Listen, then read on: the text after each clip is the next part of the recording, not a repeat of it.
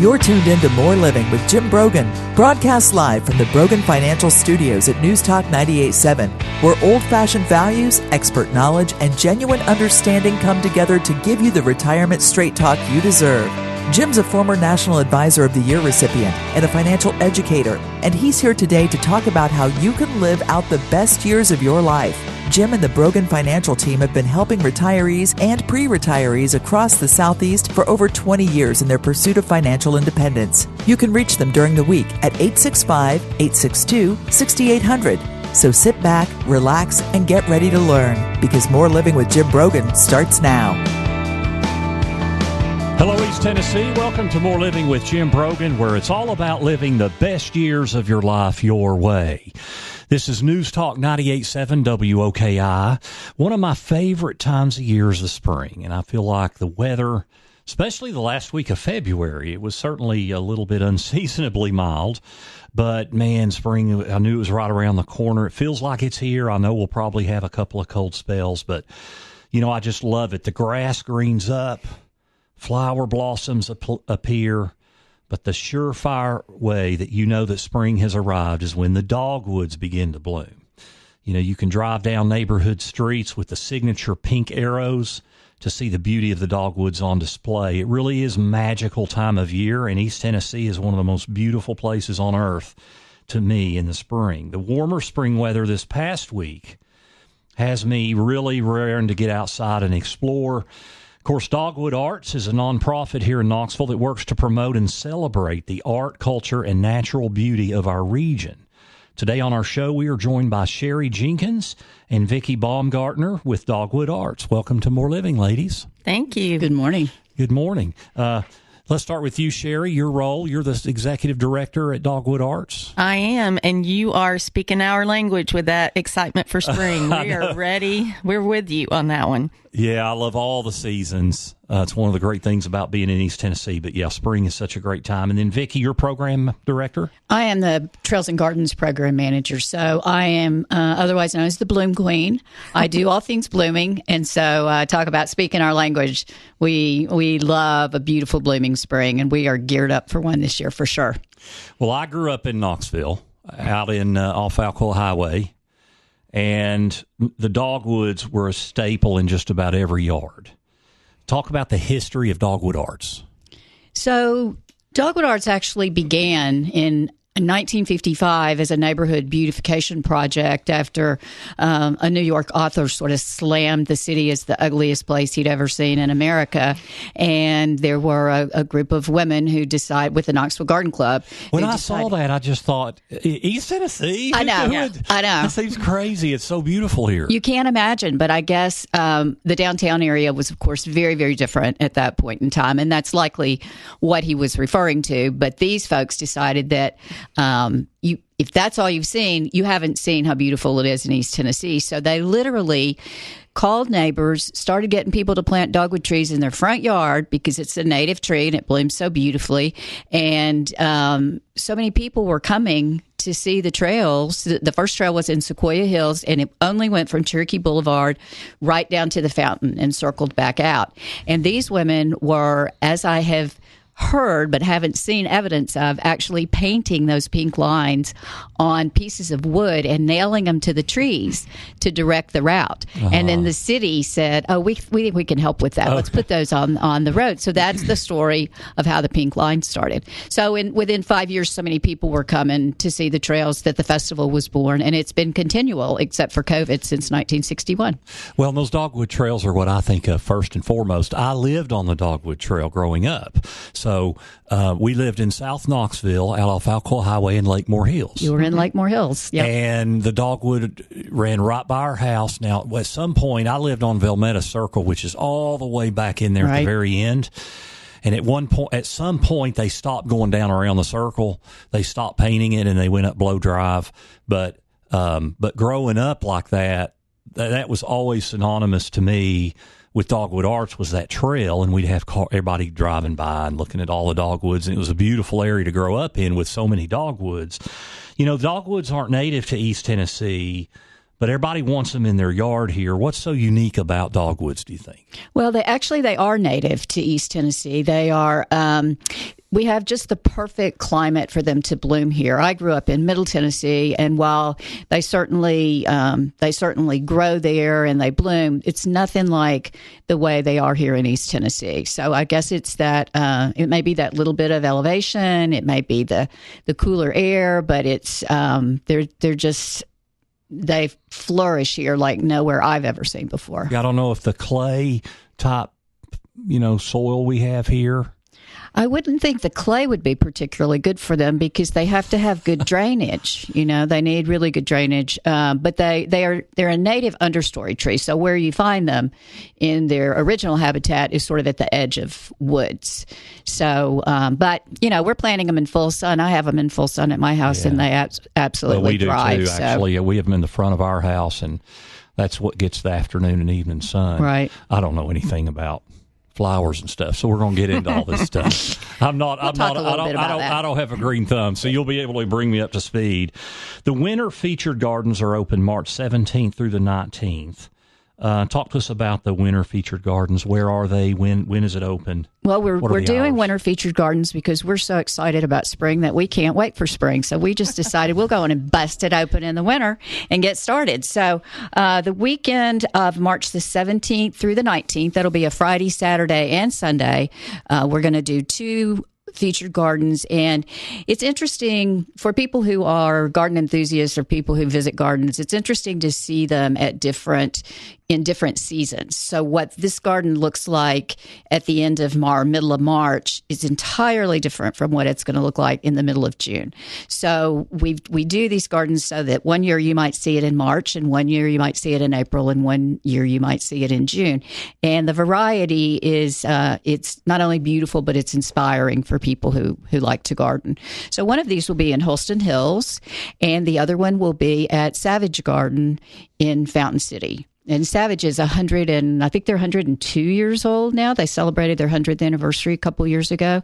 It's been fully restored. Stone architecture is amazing, but we refer to the winter gardens as a chance to see the bones of the garden. So you see the structure. And of course, we always appreciate that these private homeowners will share their gardens with us with the public. Absolutely. It's really amazing that they allow us to do that.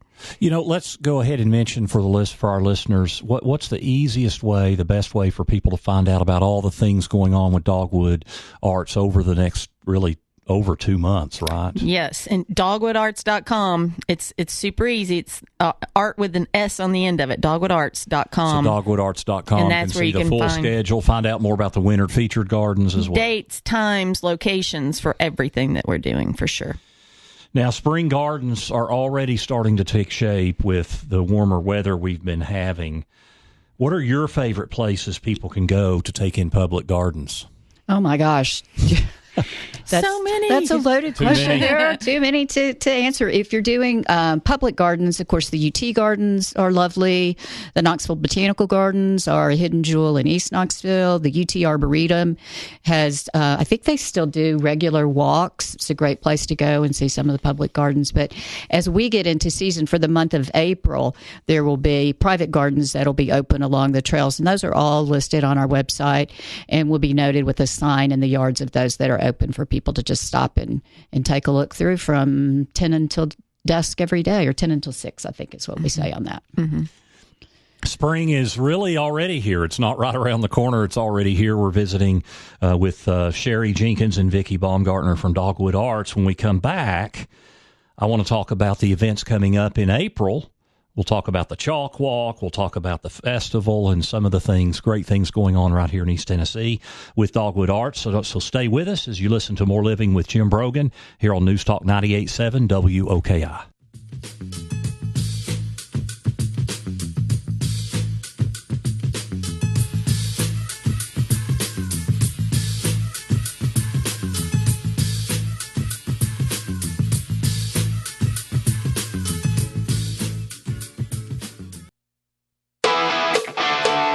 Welcome back to News Talk 98.7's Brogan Financial Studios, where Jim Brogan is coming to you live with important news and advice to help you achieve your dream retirement.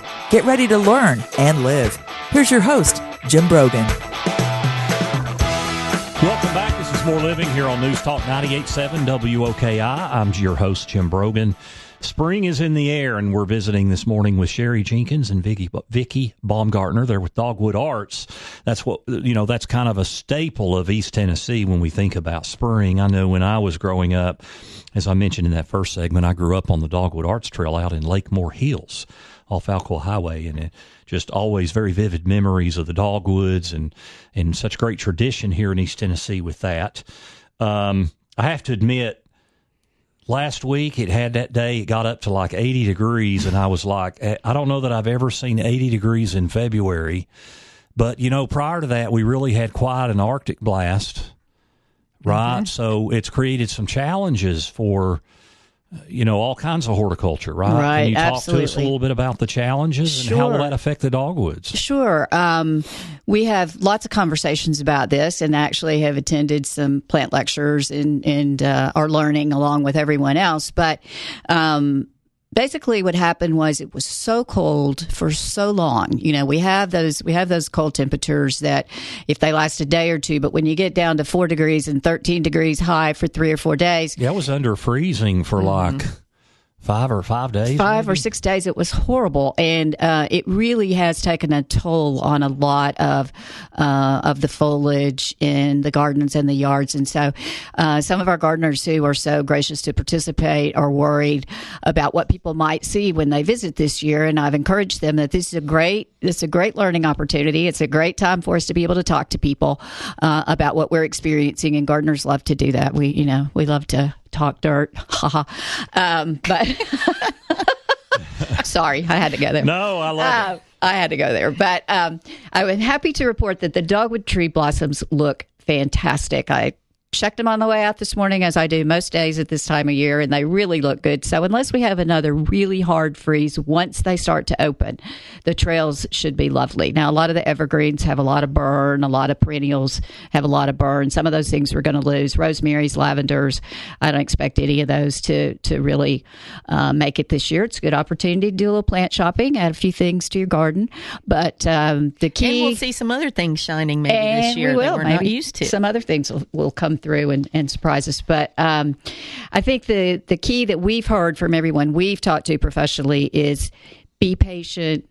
Don't prune too early. Let things start to flush out a little bit. See where the green is before you start cutting everything, and let's see what comes back. Because I'm seeing a lot of things wake up in my garden that I thought, may be shot, and they've got that little sprig of hope down near the branch. So we'll see. But the good news is I think the dogwoods are going to be great. So what we really got to hope for is we don't have another hard freeze. Right. And even if we were to have a freeze now. 30 would be okay. Yeah, 30 is going to be okay. 29, but not worse than that. Even now, it's not going to be a big deal because the buds haven't started to open. So when we lose the color is when they're open and we get a 30-degree night or even a 32-degree night. If the buds are fully open, they just turn brown overnight. So I have to ask you this, because since you're so knowledgeable about this stuff, I want to ask a crepe myrtle question. Okay. We got these 2 beautiful crepe myrtles coming into our driveway, one on either side. And different people do different things for pruning. Some they cut those things. They crepe those. They cut them down to the so far. Now then they end up being beautiful, but we don't do that. We were advised we just cut off the little twig end kind of thing, and they don't look so funny. But it's just kind of the little twig end, and ours they're just beautiful when they end up blooming. It seems like they're more beautiful than when you cut them way, way down.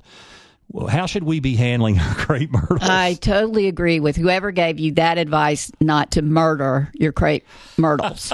They do call it crepe murder in the industry. So it should just be those where it gets kind of twiggy at the end? Right. That's what we do. I think it's better for the tree. You think about how harsh it is. You drive by and you see maples that people cut like that, and you see crepe myrtles people cut like that. There's just no need to do it. The tree, and I think it's a prettier tree form if you let it just sort of develop naturally, and they don't require that pruning. Yeah, I think the company that's helped us with our landscaping over the years is the one that said we don't recommend that. Just cut back that end part, the little where it gets real twiggy. Yeah, I think most knowledgeable landscapers would tell you that it's better not to prune them so hard. I'm glad we're doing it right. Keep up the good work. It does seem like ours, when they do bloom, They're just spectacular. Full. They're really and full. They're so full. Even the others are beautiful too, but it seems like ours are just so full. Right. Okay, so April got lots of events through Dogwood Arts, including the Chalk Walk. What is the Chalk Walk, and how can people get involved in the Chalk Walk? Well, Chalk Walk is one of our most popular events every year. People of all ages from all parts of our community come out, and then also visitors come to town. So we have professional art, everything from professional artists to student groups working together to create art, and it's something that our whole staff gets so excited for. Our committee, all the people involved with the behind the scenes work that we do at Dogwood Arts are always excited to tackle Chalk Walk. We'll have 25 or 30,000 of our closest friends come out to enjoy that beautiful day with us. And right down in the city center, Market Square and Market Street, it's free. We want everybody to come out and witness really cool. it. And I guess this year 15. Actually. Yes, it is. Started in 2009 was the first one, so 5 years ago was the 10th year. Yeah. So amazing. I was looking at some of the historical things that have happened at Dogwood Arts, and a couple things jumped out at me. Bob Hope appeared in 1970. I know we like to brag about that, and the young folks who are in our office. Now, I am great to say there are young folks in our office that are going to continue this tradition, but they look at you like, Who's Bob Hope? And we're like, come on, guys. Yeah, that's right. Well, we know things they don't know. Well, I didn't know he had been here. I mean, I was 1 year old, and actually, I wasn't even one. I was a newborn in the spring of 1970, so I don't remember that. But I did not know that. Same. Elvis Presley performed here in 1972. He performed athletics. Yeah, he sure did, and it was during April. There was a time period where everything that happened during April was considered part of the spring celebration. So I'm not sure Dogwood actually brought him, but we shared the credit for it. You know, name on it, right? Right. And then, of course, some of the things that have started over the years. 1978 was the House and Garden Show was established. Yeah, and that's our biggest annual fundraiser. So, you know, that's something we do every year in February, and it raises money for the rest of these events that we do year round. And so the Chalk Walk that we're talking about that's free, it's because we're able to raise some money through this event that allows us to bring so much to the community at no charge. Then Bazillion Blooms started the same year as the Chalk Walk. Bazillion Blooms is started as a 3-year tree planting initiative just to be sure we keep people educated to populate the trails, because eventually trees, decline and pass away. Oh, no. It's terrible for me. But yeah, so we started it as a 3-year initiative, and it's been so wildly successful that now we're selling an average of 1,300 trees a year, and those are going back onto the trails or in the community at large, so that everybody gets in on the fun. Now, Dogwood Arts Festival, of course, is the signature event. It's at the end of April. So for listeners that might not know much about the festival, talk to us about that weekend. Oh, I would love to talk about that. So it's always that last full weekend in April. So this year it's 28th through the 30th. We did move it to World's Fair Park after COVID, and it's found a home there. It's just a great space for the venue, for the event. The artists enjoy it. It's a great space to move into and move out of easily. And all of our attendees can get there from all different parts of the city pretty easily. This year, we're actually going to expand that footprint. We take over the entire performance lawn at World's Fair Park, but we're also going to add the amphitheater and the space around the waterfront on that side of the park, and include that in our footprint this year. So we're going to do more other things on that footprint, beyond the 100 artists that we'll have that are from all over the country that come for that juried show. And then, of course, dogwoodarts.com is where people can find out really kind of the full schedule. Absolutely. Now, music and fun of all kinds. Now, Dogwood Arts culminates with the Southern Skies Music Festival on May 16th. Well, that's our last big event of the year. It will be Southern Skies. This is year 2 for that event, and it's our new music festival. We are super excited about the lineup. We're going to a 2-day event this year. So Saturday and Sunday it's chock full. Grace Potter, St. Paul and the Broken Bones are the headliners, but working with the Dirty Govs, who are our hometown favorites that are local guys who've made it really big in the industry and love Knoxville. We're super proud to work with those guys, and it's a great lower card lineup too. So I think it's going to be 2 wonderful days of music. Yeah, that's great. Celebrating our city, really, too. Yeah, that's awesome. A vital program that Dogwood Arts works on is art in public places, and it provides access to the visual arts for everyone. The downtown Crutch Park installation includes some beautiful sculptures. Who's the featured artist this year? Well, we actually, for that program, that's a rotating annual exhibition. So artists from all over the country submit their pieces for consideration. It's a juried show as well. So you'll notice if you walk through Crutch Park sometime this spring and then walk through after mid-June, you're going to see all new work there. So that's the exciting thing about that program. It's both sculptures and murals that we consider part of the Art in Public Places program. So in June, we'll swap out those murals that are there in Crutch Park and other places throughout the city and bring all new artwork in. And so that's something exciting to photograph and visit and see and just kind of see how the audience really perceives each of those new pieces and what the excitement is, the energy around those things.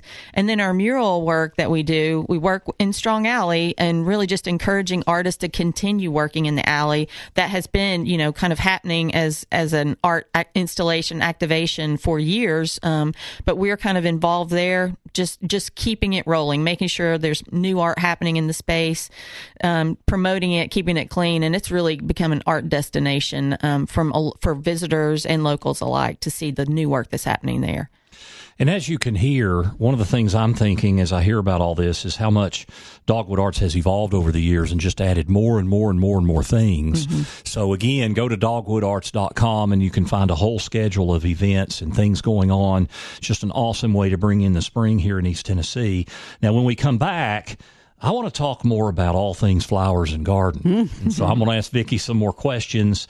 Also, we'll have our Dollars and Cents segment, Common Mistakes Made with a Will, with your will, your legal documents. So stay with us. This is More Living with Jim Brogan, right here on News Talk 98.7 WOKI.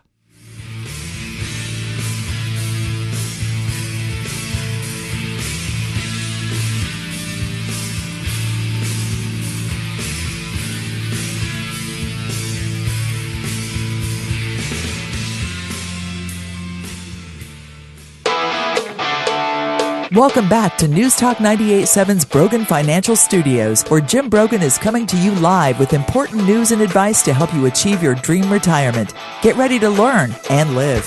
Here's your host, Jim Brogan. This is More Living with Jim Brogan here on News Talk 98.7 WOKI. We're with you every Saturday from 9 to 10 a.m. and again from 3 to 4 p.m. If you've missed part of today's show and want to hear the whole show, we'll have this podcast on our website by Tuesday afternoon. You can go to broganfinancial.com and click on radio. Also, check out all of our resources there. If you go to broganfinancial.com, you can click on our blogs. You can also click on our upcoming classes. I've got a one-night income planning class coming up, and I have a one-night tax planning class coming up one through Pellissippi State Adult Education and one through the University of Tennessee's Adult Education. So go check all that out, broganfinancial.com. Vicki, you're the expert in all things flowers and garden. That might be a stretch, but we've had a lot of rain this winter. Now, Tennessee always is one of the things that's so green here. We get a lot of rain. Has it been too much rain? I don't think it's been too much rain. I really don't. I planted about 12 dogwood trees last fall, and I was really anxious. I'm doing a fence row of trees, and every time it rains, I'm like, oh, my trees are so happy. The one thing that you can't have some bulbs that will rot if there's excessive rain, but if you've got decent drainage in the garden, that shouldn't be a problem either. So the rain that everything takes in over the winter is what gives us those beautiful springs. And I noticed this morning that just in just like that, the grass is green again. I mean, 2 weeks ago it was brown, and now the lawn is just this lush, it's amazing dark how green. quickly It's the beautiful. green, even when we have droughts like in late summer, if we have a patch of rain, for a couple of weeks, it's amazing how much the green comes. I love Kentucky fescue grass. Oh, it's beautiful. It's one of my favorite things about living in East Tennessee. It's beautiful. It seems like there's always a house on the block where somebody's got a green thumb. If you don't have a green thumb, what are some easy plants that someone can get that will survive if you have a tendency to neglect them? Well, nothing's going to thrive with neglect, I don't think. But or if you just don't stay on it quite as well. I mean, we know we have to care for them. We have They're looking for the easy button, Vic. Give us the easy button in the garden. That's tough. For spring gardens, of course, planting bulbs in the fall is an easy button because they're going to pop up and they're going to do their thing. And they like the cold. And as I said, they like the wet unless they don't have decent drainage. So that's an easy way to get some nice color in the spring. But whenever, for the person who really doesn't want to do a lot of maintenance, working with native plants is your best bet because they are native to the environment. They know how to live here without your help, right?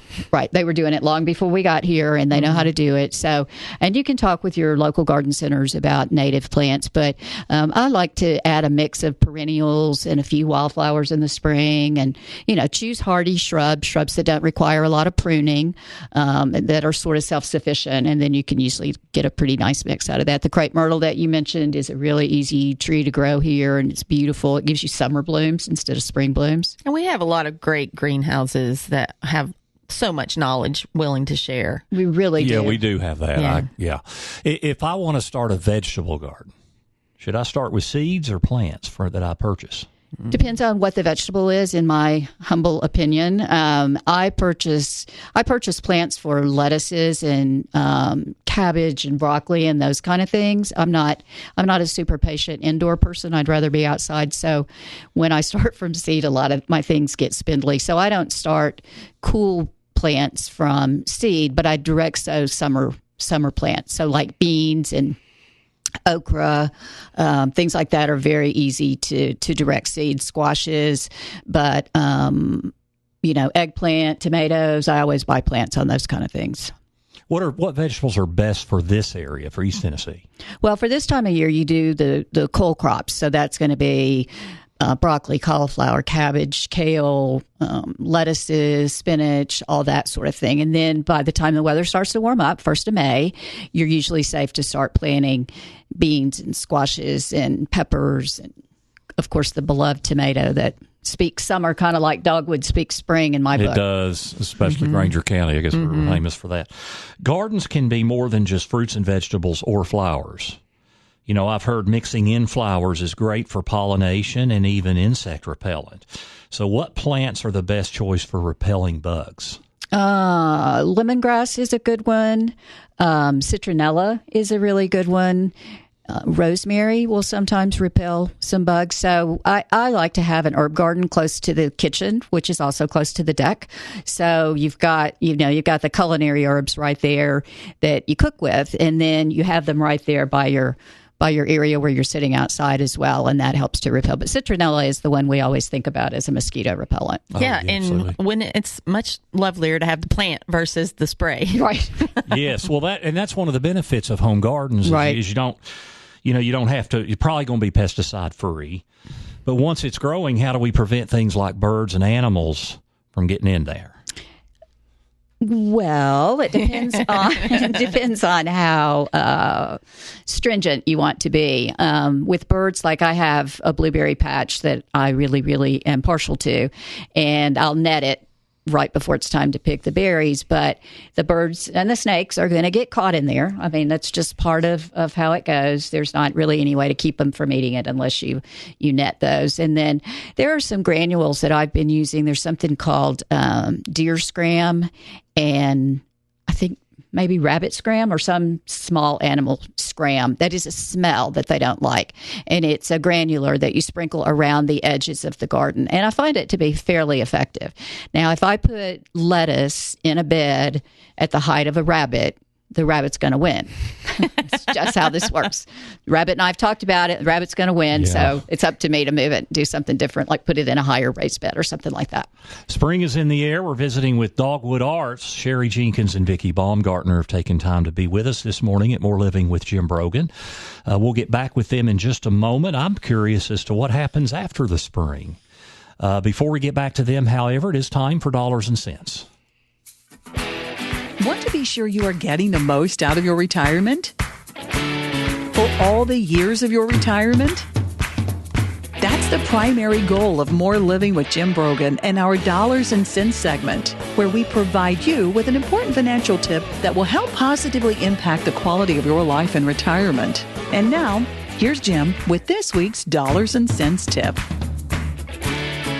What are some common mistakes made when you write a will, your legal document, the will? You know, I get asked this a good bit. Probably the most common mistake is not keeping it up to date or reviewed enough. Now, I hear some attorneys, and I'm not an attorney, but I hear some attorneys say every couple of years. I think that's a little bit much. But I think every 5 years or so, you should be reviewing your legal documents, and you should be reviewing your will and maybe checking with your attorney to see if there have been any statutes or anything that has changed that you need to be aware of. You know, just in the last 5 years, we've had 2 changes to how retirement accounts are distributed with Secure Act and Secure Act 2.0, just as an example. And that affects how you do your legal planning. So about every 4 or 5 years, and then also if you have a major life event. So in your family, that would be a marriage, a divorce, a birth, or a death. You should get out your will and review it. Now, typically wills are written where they have language in there to cover a lot of those kinds of things.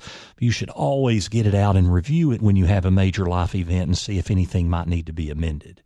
So that's probably the number one mistake, is not keeping it up to date as circumstances change in your family and as the law changes and there are new statutes. Probably the second most common mistake that I hear is, or that I see, is not naming a fallback to your executor. You know, you're married, you name your spouse. Who would be your executor if your spouse cannot do it? Or what if you have one child and you name that child and you don't have any other kids? You've got to have a fallback. Now, a lot of times I hear, well, Jim, we're married, but we have 3 kids. What do we do? Can we name all 3 kids as fallback executors? I do not recommend that. That could be a real mess, because they not only have to agree on everything, they have to sign everything and administer everything unless they remove themselves from the process. So I recommend just name one, then the next, then the next. That's okay. Somebody who's typically very, very organized and structured and disciplined is probably pretty good to manage that kind of thing. So just name one, then the next, then the next. Those are the 2 most common mistakes. Now, one myth that I often hear is, Jim, does my executor have to live in Tennessee? No, they do not.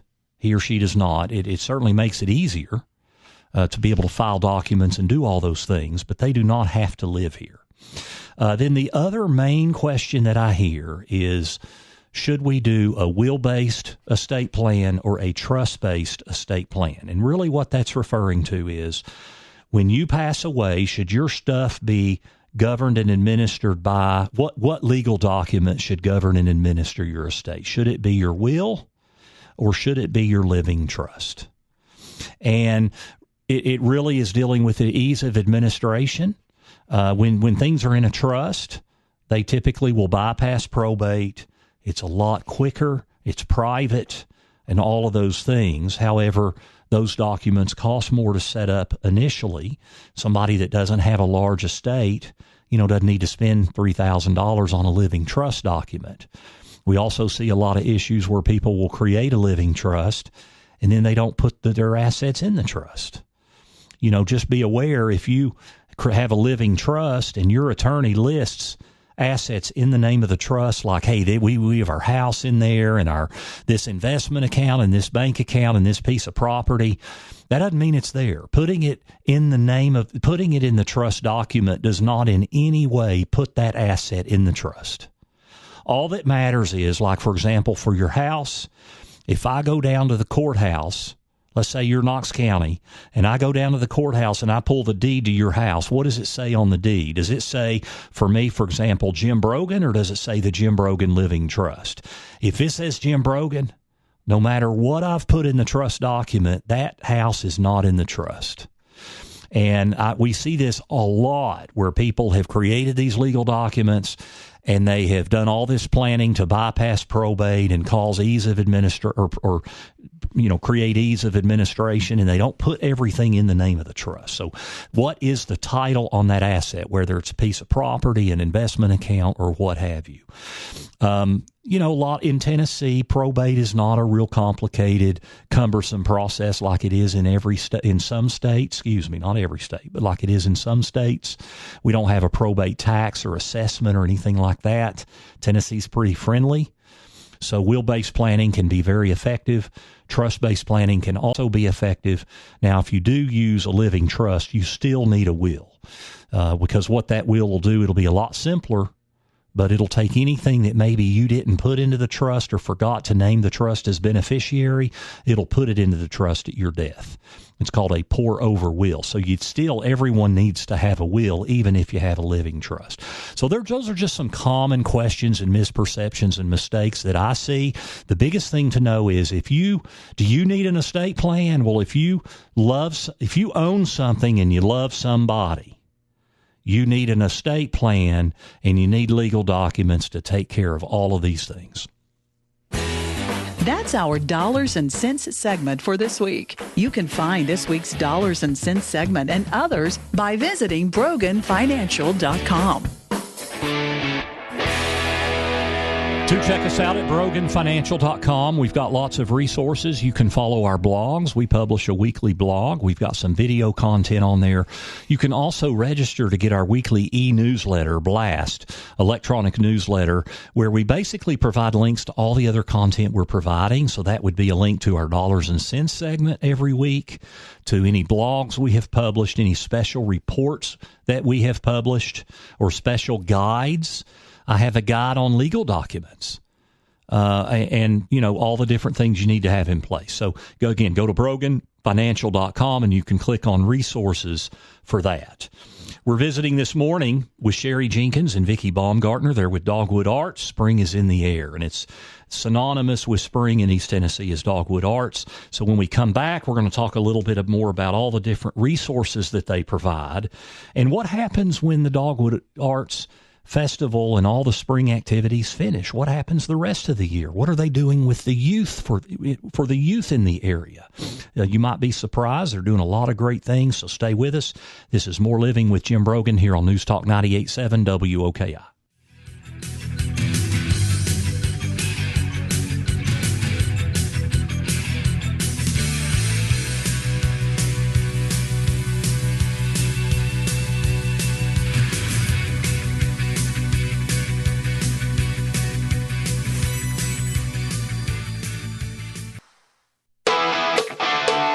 Welcome back to News Talk 98.7's Brogan Financial Studios, where Jim Brogan is coming to you live with important news and advice to help you achieve your dream retirement. Get ready to learn and live. Here's your host, Jim Brogan. This is More Living here on News Talk 98.7 WOKI. I'm Jim Brogan. We're visiting this morning with Sherry Jenkins and Vicki Baumgartner. They're with Dogwood Arts, talking about all the great things going on this spring and all the great things Dogwood Arts brings to the community as a nonprofit. You can go to dogwoodarts.com and really get a schedule for all of the different things. And one of the things hopefully you've learned here today, and that I'm always astounded by every time we talk about Dogwood Arts, is the way it has evolved and really grown is really a better word than evolved, because it really has just grown so much in all of the different activities and things that are available, in the culture and the beauty, the music, all the different things. I do want to ask you, Vicki, what are some good resources for people to look at or consult if they have more questions about gardening? Oh, about gardening. The University of Tennessee is the best place to get good information. The County Agricultural Extension has great information, but the UT Gardens and UT, I think, is your go-to source for good local information. And for classes and workshops? I think they have I would think non-credit UT's classes through the same professional and personal development that I teach through. Yeah. I would think, but they also have. our friends at Stanley's does. Like I think there are several, especially if you're following some of the nurseries. I think they some have a lot of the nurseries do workshops. Have workshops. I know we've been to a couple of those. We've even had a couple of client events at doing gardening events at a couple of the local nurseries. It's a wonderful thing to do. It's a great way to collaborate with the folks that you're working with. And one of my favorite things is the kids gardening. The Knoxville Botanical Garden has an Every Child Outdoors program where kids really can put their hands in the dirt. They can plant, they can harvest, and I'll never forget seeing a little girl pull a gigantic turnip out of the ground one day, and she was so excited, and she said, "Mom, do we like turnips?" And her mom just sort of looked at her with this look on her face like, "No, honey, we don't." And I went over and had a chat with Mom, and I was like, "Don't tell her you don't like turnips. Take this turnip home and cook it for this child." Now, before we know it, we'll kind of blink and we'll be through spring and it'll be into the summer. Mm-hmm. What happens with Dogwood Arts after the spring and all the different festivities? What happens the rest of the year? Well, I know that spring is synonymous with Dogwood Arts and vice versa in a lot of people's minds, but we really have a year-round calendar. We do currently have 21 events and programs.